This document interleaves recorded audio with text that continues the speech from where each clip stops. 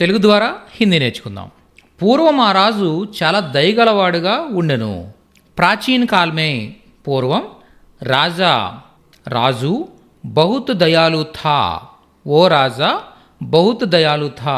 ఆ రాజు చాలా దయగలవాడుగా ఉండెను. పరీక్షలో ఆ ప్రశ్న చాలా సులభంగా ఉండెను.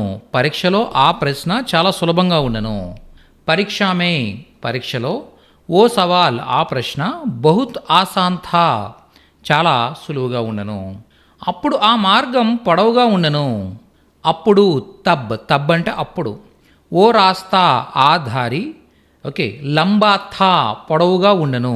లంబా థా పొడవుగా ఉండెను. నెక్స్ట్, గత నెలలో ఆ తోట అందంగా ఉండెను.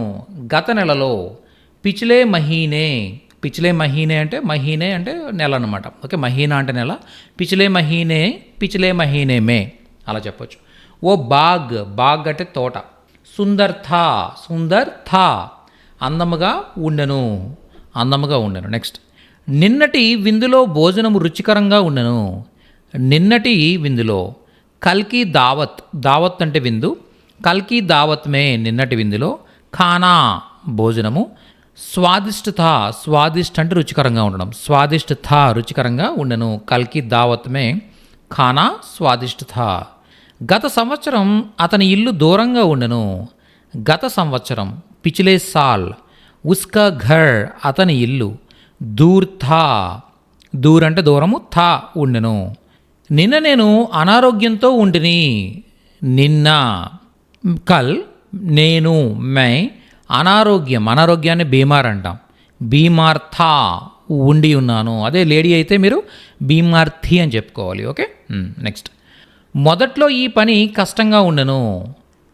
షురూమే అంటే మొదట్లో, ప్రారంభంలో. యహ్ కామ్ ముష్కిల్ థా. షురూమే యహ్ కామ్ ముష్కిల్ థా.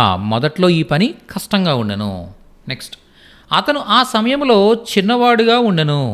అతడు ఆ సమయంలో, ఉస్ సమయ్ లేదా ఉస్ సమయమే, చోటా థా చిన్నవాడుగా ఉండెను. ఓకే, నెక్స్ట్, ఆ రోజుల్లో ఆ ప్రజలు చాలా పేదవారుగా ఉండిరి. ఆ రోజుల్లో ఆ ప్రజలు చాలా పేదవారుగా ఉండి ఉన్నారు.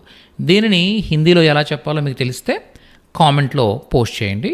ఇలా తెలుగు ద్వారా హిందీ అండ్ ఇంగ్లీష్ లాంగ్వేజ్ నేర్చుకోవాలనుకుంటున్నట్టయితే మన ఛానల్ని తప్పకుండా సబ్స్క్రైబ్ చేసుకోండి.